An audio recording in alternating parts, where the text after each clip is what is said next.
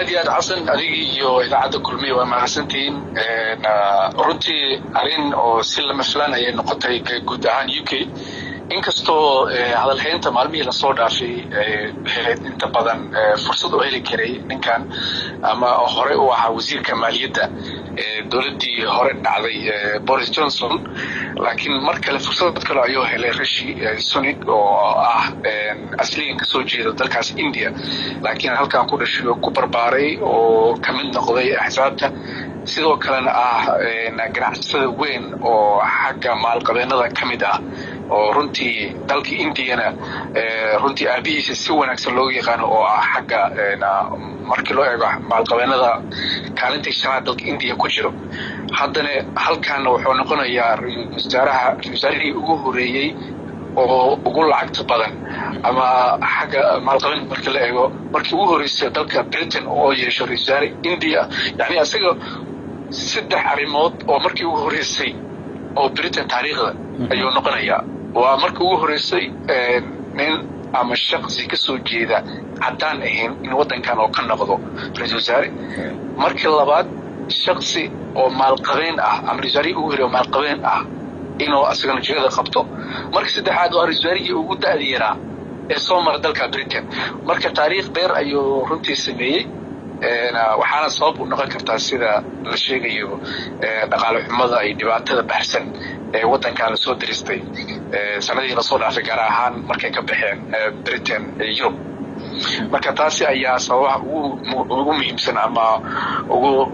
muhiimadda la saarayo ayuu ninkan fursadda oo ku helay ayay noqonaysaa xasan cabdirashiid ma santahay Rishi Sunak maxaa filashadu tahay maxaa laga rajeynayaa ra'iisul wasaaraha inuu wax ka qabto aad filashada inta badan dadka falanqeeya ama maanta maalmihii la soo dhaafay siyaasadda Ingiriiska oo qabiiriinta ah waxay leeyihiin lama waayin yani ra'iisul wasaare cadaan ah in la soo xulo ama la soo dhigso laakiin waxaad arkaysaa inta badan dadkii cadaanka ahaa oo wadankan u dhashay oo wasiir ahaa ama dadka loo badanaya waxaa kamid ahaa wasiirka amniga wasiirka ganacsiga wasiirka cimilada dadkaasi oo runtii xisbiga waqti badan ku soo jireen ayaa qaban karay jagada laakiin ninkan sababta loo soo xushay ayaa inta badan waxay tahay in Britain banki ama lacagtii Britain inta badan oo noqotay markii ugu horeysay taariikhda oo hoos u dhaco qiimaha ama dollarka ka sare maro marka arrimahaasi oo dhan markii la eeg qof cadaan ma doonayo ayaa leeyahay in wadankan oo mar kale sumcadiisa oo iskaga ceebay sidaas darteed ninkan Soomaaliya la soo xusho waxyaabo ugu muhiimsan waxa kamid ah xagga dhaqaalaha ninkan waa dhaqaaliyahan wasiirka maaliyadda soo noqday waa nin businesskiisa meel badan ka shaqeeyay waa shakhsi ka soo jeeda maalqabeennada caalamka oo gaar ahaan Britain dadka ugu muhiimsan kamid ah oo business level yani waxyaabaha ugu muhiimsan loo doortay xagga dhaqaalaha ayaa leeyahay maxaa yeelay labada sano oo ahaa oo kamid ah wasiirka maaliyadda oo ahaa runtii wadanka wax badan oo ka qabtay xagga businesska waa caawiyay dadka dan yarta ah gacan weyn ayuu siiyay yani waxaa leeyahay wadanka asaga uu nixi karo uu dadaali karo markii loo eego experience ahaan Britain hadda waxay u baahan tahay uma baahno magac inay sameeyso uma baahno wax kale waxay u baahan tahay dhaqaalihii wadankii hoos u kacay oo caalamkii kaalinta shanaad ay ku jirtay hadda waxaa leeyahay kaalinta 12 12 ay tagtay caalamkii soo dad waxaa loo baahan marka shakhsi kor u soo qaado oo caalamka la meel dhigo ilaa wasaarihii iscadilaysay gabadhii oo ka horeysay Rishi waxay tiray wadanka marka ay maanayaan aniga dhaqaalihiisa wax waliba waa fiicnaayeen laakiin aniga marka ay mid laba bil ka hor ayay wax waliba hoos u dhaceen saas darteed ayaa wadankii ku tanaasulay soo arinta ugu muhiimsan ninka loo doortay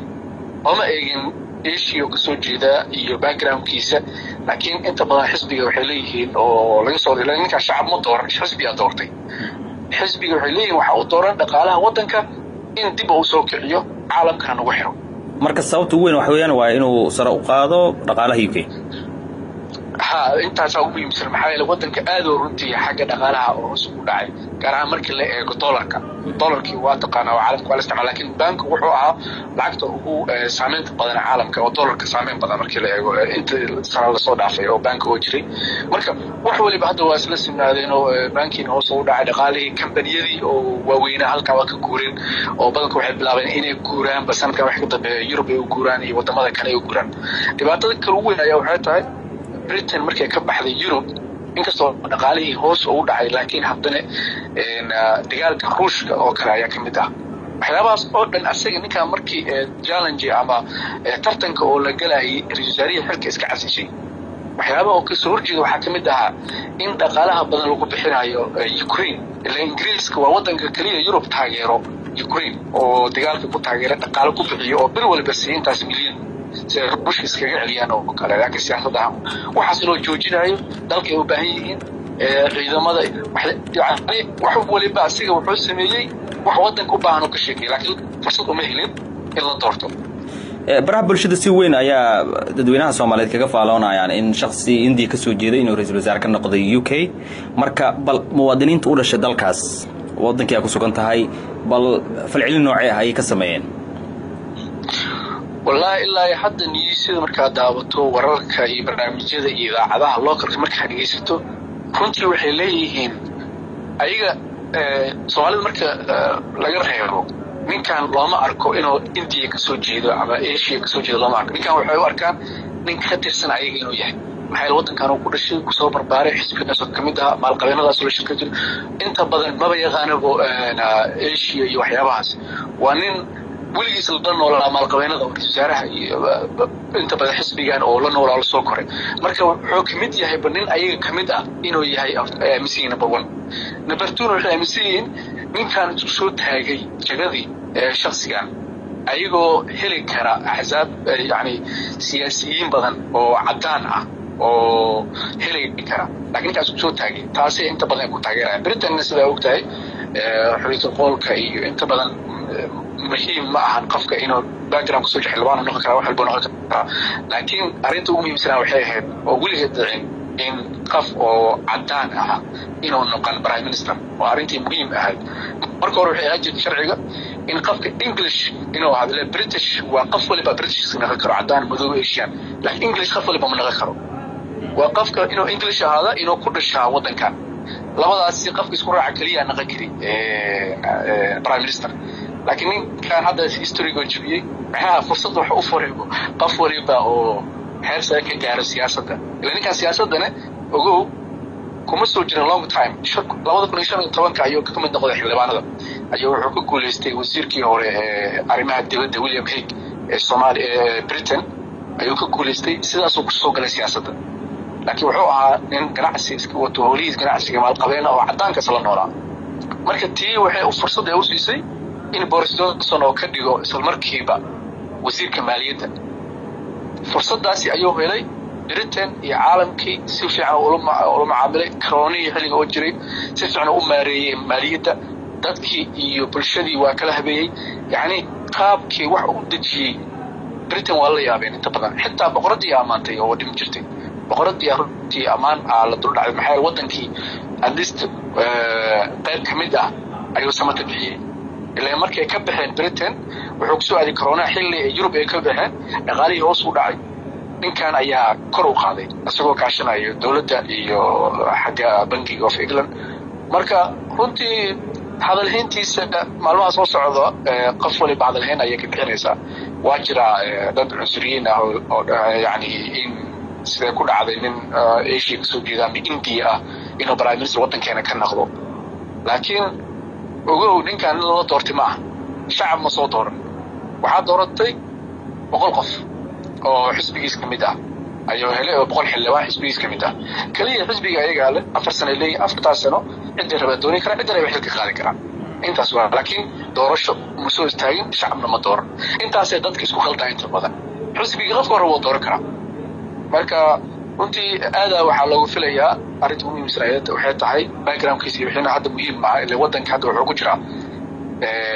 halkii ugu xumeed Britain ay soo marto sidii ay sheegay xagga dhaqaalaha xagga immigrationka ama soo galootiga runtii aad iyo aad ay wadanka hoos ugu dhacay marka taasi ayaa la rabaa ninkan inuu runtii gacan weyn ka geysto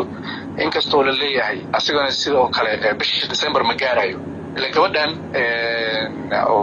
hadda ka dhigaysa xilka ra'iisul wasaarihii hore waxay mar hore la saadaaliyay in October ay gaareen ayadoo August la doortay October ma gaarayso maxaa yeelay already waxa la arkay saameynteeda iyo habkay wax u wato xisbiga kale soo horjeeda Labour-ka ayaa ku kacay cadeen badan laga keenay inay wax booda karin experience leh marka isaga ninka markii la dhaariyo jimcaha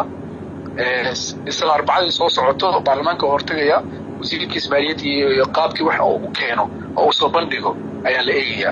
haddii shacabka ay ku qancin emotional gain sida gabadha laga geeyo oo kale asagana waa baxaya u doona Somali Sudanese Hospital daryeel daweyn iyo dhaqaatiirtii khibradda lahayd ee dibadda loo aadi jiray bartilmaameedka Somali Sudanese waa badqabka bulshadeena